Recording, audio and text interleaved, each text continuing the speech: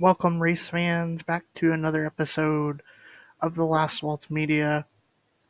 This week we're covering the Wild West Shootout, Chili Bowl, and the big news that happened out of Hutchinson, Kansas this week. Let's go. I guess we'll start off with Votto this week. It's a lot easier to have taken notes from Votto because mainly there was only a couple of people that won. So Bobby Pierce went 4 for 6 out of the features that they had in Votto the past week and a half. Sunday was leading the race with 6 laps to go. Larson comes behind him, which I'm pretty fairly positive that Bobby cut a tire down before Larson ran into him.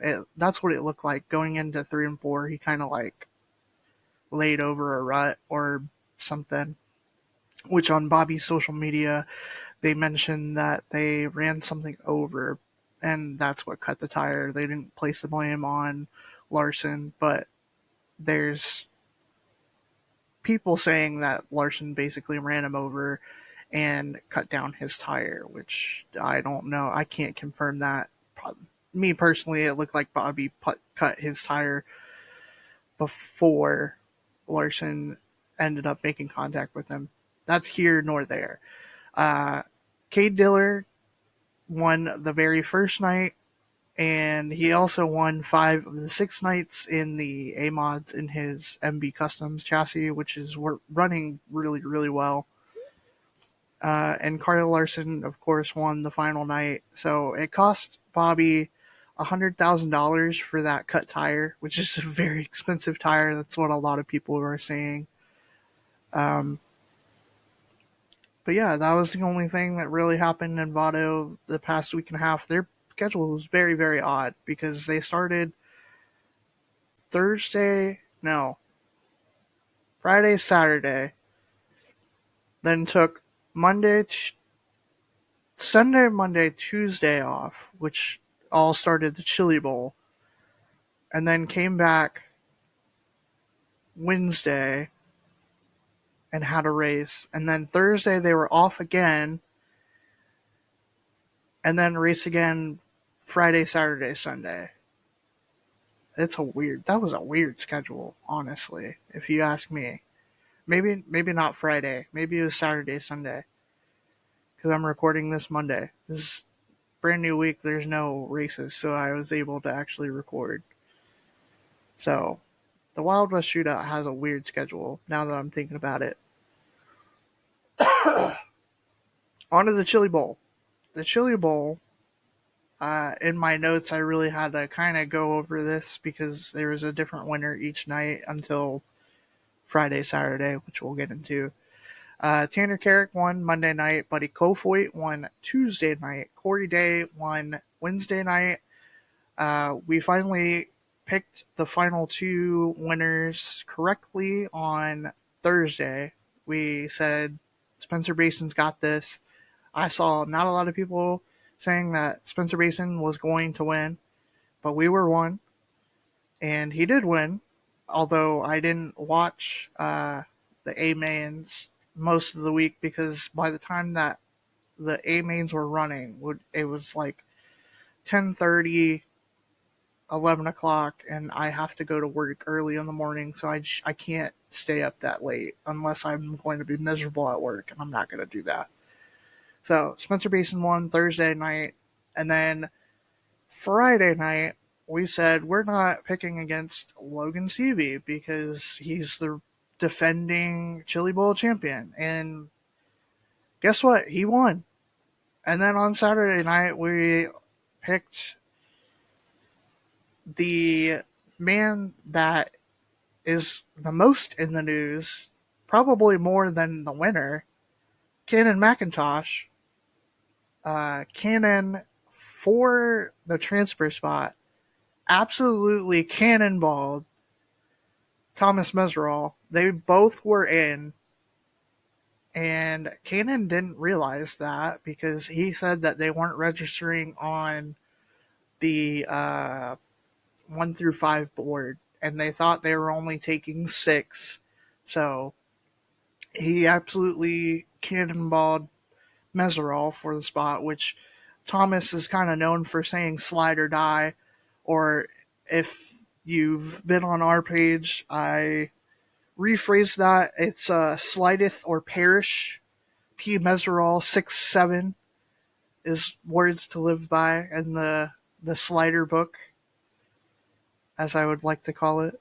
Uh, so yeah, they we picked Cannon, and now looking at it, uh, we shouldn't have picked Cannon. Obviously, I mean he made it into the show. Congrats, but at the cost of Thomas Meserol, and I actually really like Thomas Meserol. I think he handled him being kicked out of the building very well, very professional. When he is kind of known as like a hothead, and like Flow Racing called him a walking soundbite. Saturday night, uh, the big winner was Logan Seavey, of course, which the conversation that we have to have now is that Logan Seavey won back to back Chili Bowls on a very rubbered up track. And those of you that don't really follow racing and such, what we mean by rubbered down is like the track took in so much rubber that there wasn't multiple lanes. There wasn't multiple ways of moving around people without, bumping them out of your way. And we, it just doesn't make for good racing at all, which the Chili Bowl is very much known for. So we have to kind of try to find out a way to change the format. Looking at it now, thinking about how they run the soup, what they call alphabet soup, which is all the people that have run through the week. They put them into feature races, which kind of similar to the way that they would do like heat races, but because there's so many different people and they have to run so many laps, they call them features. If we didn't have so many features on Saturday and we replaced them through the week, it would take a lot of laps off on Saturday and prevent the track from being rubbered down. Now, the other thing is that like we get to see spectacles of like people running through the alphabet soup. Like the driver that had the most features on Saturday, I think they said was like 4. And the record I believe is like 9 or something close to that, which is astronomical because you have to make it from the back of each feature that you are in. So let's just say you start in the D feature, so you would start very dead last. You would have to make the cutoff, which would you would have to pass something crazy like 7 cars in order to make it into the next feature, and then you would have to do the same thing to get all the way up to the A. So if we could work something out, I mean, it wouldn't be rubbered down as it is on Saturday. It would make for a much better show because it's not like they didn't work the track. I mean, they literally said in the opening ceremonies that like they started track work the night before and the guy didn't leave until like 5 a.m. So it's not that they didn't do track work or anything because they consistently watered the track. They're working the track the whole entire time. But just having that many laps on one surface is just going to lead for it to be like rubbered down. No matter how much, I think, no matter how much you do track work and such. So if we can try to find some kind of middle ground where we can still have the alphabet soup, but change it through the week. If we could do that, then it would probably fix it being a better racing surface on Saturday night for the big showdown race, And now here's the big news that came out of Hutchinson. It was announced during the Chili Bowl. Phil Nightingale, he's the GM of Mel Hamilton Ford, which now has the track lease for the racetrack in Hutchinson, where the fairgrounds are. It's the Hutchinson Fairgrounds. Good lord, I can't talk. They announced that the track will have a new name. It's going by Salt City Speedway, which has no affiliation with Utah or like Salt Flats or anything. But Hutchinson is actually known for a very large salt mine. They keep some interesting things down in the salt mine. There's a big like mine shaft that goes down. It's like pitch black. Casey's talked about it a couple of times and how terrifying it would be, which I don't think would be like that bad personally. But if you are afraid of tight spaces, like if you're claustrophobic, it would probably be terrifying for you. Or if you're scared of the dark, it would probably be terrifying for you. But they keep like the script for The Wizard of Oz and some other interesting Kansas artifacts. I believe that they keep the like a prop from what's that movie? Twister. That's what it is. They keep a prop from the movie Twister. Let's see. Kyler Fetters, the GM for Dodge City Raceway Park and the United Rebel Sprint Car Series, will assist in the operations for Salt City Speedway.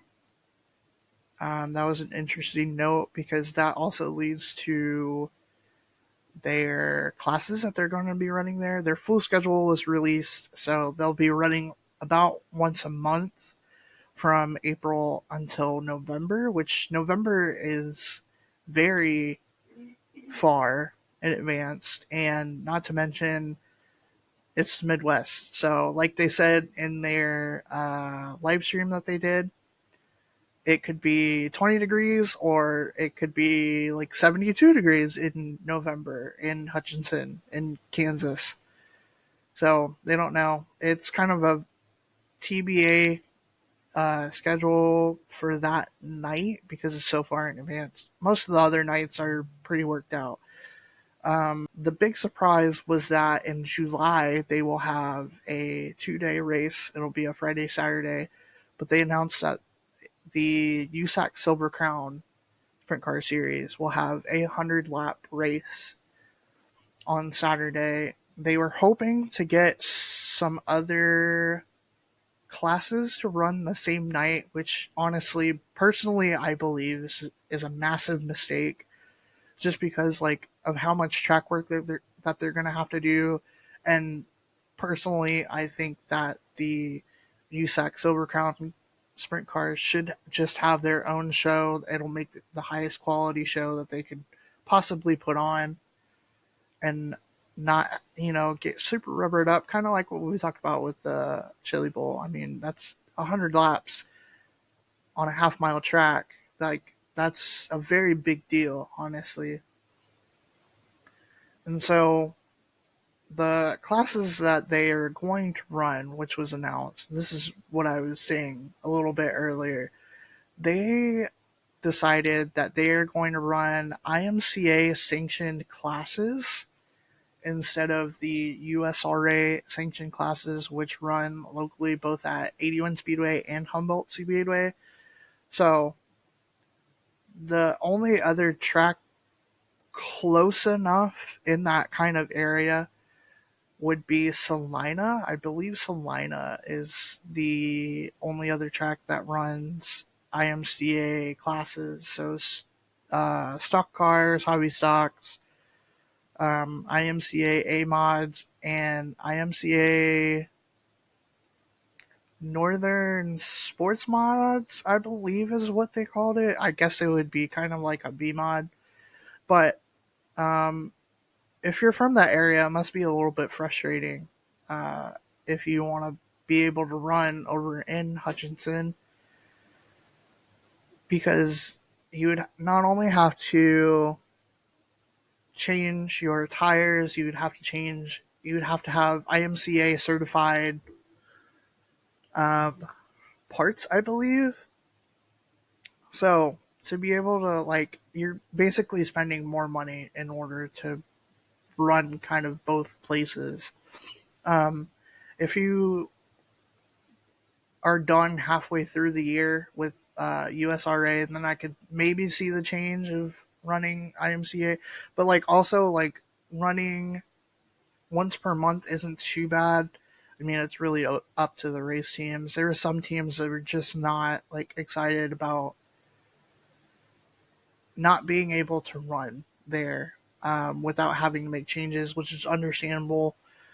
I mean, in this day and age, a lot of the parts and stuff are they're pretty expensive for race teams coming out of pocket, but even your sponsor's pocket. So it's a little frustrating to hear that, but it also is really nice that uh, we were able to save this track from kind of going away and kind of bring it new life because it's only been run once a year during the Hutchinson Grand Nationals for a number of years. I think it's been like about 3 years that it's only been run, you know, once per year. So it's nice to see that the track has new life through these sponsors, and then it sounds like Phil Nightingale is planning on having it for the extended future, even though it was only signed for about a year currently. And another interesting thing to note is during their conference, they had, well, not conference, but live stream, they stated that everything is going to be able to be bought online. So your pit passes, general admission will all be able to be bought online, and that's to show that to the fair board how many people are coming in per month.